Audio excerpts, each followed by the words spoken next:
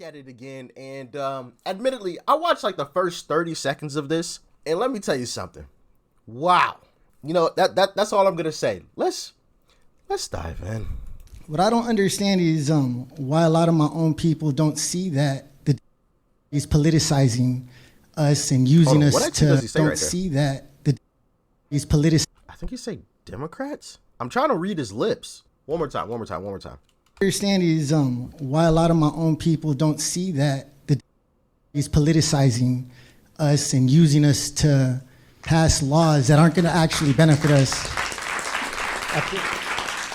Using us to pass laws that don't actually benefit us. We've checked out videos of that time and time again. You know, for example, voter ID, right? How you have one political party who says that it's a horrible, terrible, no good, very bad thing, and another party says no, it's actually a good thing because it helps to secure our elections, right? And one of the arguments for one party who says it's a terrible thing is that it discriminates against black people. It's terrible because black people don't have IDs. Well, they don't actually say that, but we know what they're getting at.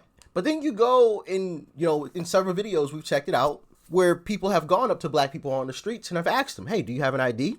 The answer is always yes. If you didn't have an ID, do you know where to get one? The answer is always yes. Do you know anybody without an ID? The answer is always no. Do you think that it should be required to have an ID when you go to vote? The answer is always yes. So it's crazy how when you actually ask black people these same questions, they're the total opposite of what Democrats actually try to push. It's almost as if Democrats are basically saying, black people are stupid. They haven't figured out life. And I find that actually racist, in my humble opinion. Simply because of the color of my skin, like you assume that I don't have an ID, or assume that I couldn't figure out how to get one, or assume that I don't have the money to get one. It's kind of wild, but let's continue on. I feel like a lot of us are blind, with as far as speaking English or Spanish. I couldn't imagine going to China and not learning the language. How would I go find where the bathroom is or any other country on earth? But I don't think people should not speak the language. They could speak it in their house, but how would they communicate with their neighbors? I'm wondering when being proud to be an American became racist when America doesn't have a race. And this is where I stopped the video. Assimilation. Actually, we checked out a video where Trump said the same thing. There's nothing wrong with telling folks when you come here to America, you need to learn how to speak English. How can you communicate with your neighbors? How are you going to find where to go? Yeah, are there translators? Sure. Assimilation, though. Let's fit in. When did being proud to be an American and having people assimilate to, the way we do things here, when did that become the R word when America doesn't have a race? When did it become the R word? Please let me know. Because now when you say, when people say they're proud to be an American, there's a group of individuals who look at them like they're no good, terrible, very bad people. And why is that? That's awfully weird, right? Tell them again, brother, please. Yeah, but I don't think people should not speak the language. They could speak it in their house, but how would they communicate with their neighbors? Absolutely. I'm wondering when being proud to be an American became racist when America doesn't have a race. I'm wondering exactly the same thing. I think part of that is because you have people, we've now heard from 2 faculty members at this university who have said that if you hold the opinions that you and I hold, that we are fascist, we are racist, and we are committing violence against Latinos. Apparently you're committing violence against Latinos. I didn't know this. You're apparently self-flagellating or something like that. This is an opinion held by 2 white liberal people who are teaching at this university. And I point them out because it creates a culture that stifles free speech. The only thing that we can possibly do is speak up and look them in the eye and convince our neighbors and not allow them to bully us and shut us up. But it looks like nobody's going to bully and shut you up, so that's a very good thing. And I find it funny that these two non-Mexican professors are trying to speak for me. I don't need anybody to defend my race for me. I wonder how many Mexicans that they help on a daily basis, if they're buying flowers off of people on the side of the freeways, or if they're judging people like me, you know, when we walk by them. You know, I get judged on my race a lot by these people, but yet in these kind of forums, they pretend to defend us, and it's very hypocritical. Like, I'm standing in the back while you're trying to answer questions, and they're screaming, "Don't interrupt her," as they're interrupting you. And the hypocrisy is real, and I just want to say that not everybody of my race thinks like they do. You know, there's a bunch of us who are waking up, and I just want to let people know that, you know, we're not all a monolith. You know? Of course, everything you've said is I like what he said there. He said, I don't need anybody to speak for me. You don't speak for me.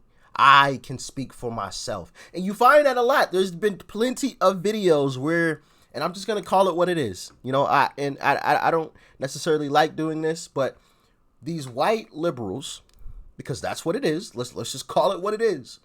Let's call a spade a spade. These white liberals are speaking for Black, Latino, and my Mexican brothers and sisters, acting as if they know what it is that we want. As my Mexican or Latino brother just said, we don't need you to speak for me or anybody else. We can speak for ourselves. We have our own voices. I know these folks think that we're underprivileged and we don't have a voice and we can't speak for ourselves. But in reality, we can. Tell them again, brother, please, because I don't think they heard you. Tell the people in the back that ain't hear you. And I find it funny that these two non-Mexican professors are trying to speak for me. I don't need anybody to defend my race for me. I wonder how many Mexicans that they help on a daily basis, if they're buying flowers off of people on the side of the freeways, or if they're judging people like me, you know, when we walk by them. You know, I get judged on my race a lot by these people, but yet in these kind of forums, they pretend to defend us, and it's very hypocritical. Like, I'm standing in the back while you're trying to answer questions, and they're screaming, "Don't interrupt her," as they're interrupting you. And the hypocrisy is real, and I just want to say that not everybody of my race thinks like they do. You know, there's a bunch of us who are waking up, and I just want to let people know that, you know, we're not all a monolith. You know? Of course. Not mindless zombies. You think for yourself. Everything you've said is absolutely right. I think unfortunately those professors left, so those professors didn't show you the courtesy that you showed to them. You listened to their question and the answer. They didn't show you that same courtesy. I'm not surprised at all. Generally speaking, white liberals are very good at being offended on behalf of other people. They never ask the other people's opinions. They ever ask what they feel about it. They're just very good at unfortunately exploiting racial and sexual and identity to push their own agendas regardless of the consequences of those policies on the people that they're pretending to help. And in the case, just to touch on something else that he said there, you know, folks being offended for other people. There was a video that we checked out where there was a white gentleman who went onto a college campus wearing, you know, the stereotypical Mexican attire. You know, with the I don't know what you call some of the clothing, but the big hat, you know, the stereotypical Mexican clothing. And, you know, everybody on the campus was basically offended. All of these kids, oh my God, how dare you wear it? Oh, you're an idiot, blah, blah, blah. But then he went over and asked actual Mexicans. He went over to, it looked like, you know, an area where just a bunch of, you know, actual Mexicans were congregating and, you know, eating lunch and things like that. And he was asking them, hey, do you like my attire? Are you offended by my attire? And across the board, people said, no, we like your attire. We're not offended by it. We like it. But on the college campus, everybody was offended. People that weren't even Mexicans. But the true Mexicans aren't offended. How does that work? It's craziness. In the case of illegal immigration, this leads to widespread violence, sexual violence, and violence for 70% of people who cross that border illegally. It's disgraceful, and it's the way that they conduct, unfortunately. Yeah, great questions. So, a wonderful American brother right there who loves America and asks some really great questions. One being, when did it become the R word to be proud to be an American when America doesn't even have a race? But yet you have a group of individuals that will call you that word if you say you're proud to be an American. They will try to shame you if you fly an American flag. They will look at you like you're the B word, not the female dog, but the other word. If you stand for America. And yet these folks still live in America. You would think if America is so terrible with the advent of social media and the internet, they can look at places around the world and pick which place that they wanted to travel to. They don't leave, though. Funny how that works, huh? As a matter of fact, we have a place that's not even too far, right up north, across the border with Trudeau. A lot of these people talking about the Second Amendment. Well, Trudeau took away the weapons in Canada. Why don't you go live there? It's much safer. It's funny, right? It's absolutely crazy what some of these folks say, man. And it's truly a shame that we can't even be proud to be Americans without somebody trying to shame us for it. Oh, you're an Uncle Tom, even though it's not even the right terminology. You're a bootlicker, blah, blah, blah. You love the white man. If I ever said, I'm proud to be an American, that's the type of stuff that I get. And it's just like, huh? How so? I'm a bootlicker because I love the country that I live in? How? I don't know. It just doesn't make any sense, as always. But, you just love to see stuff like this where people are called out on their BS. And when the guy had mentioned, I don't need you to defend my race, or I don't need you to speak for me. Love that.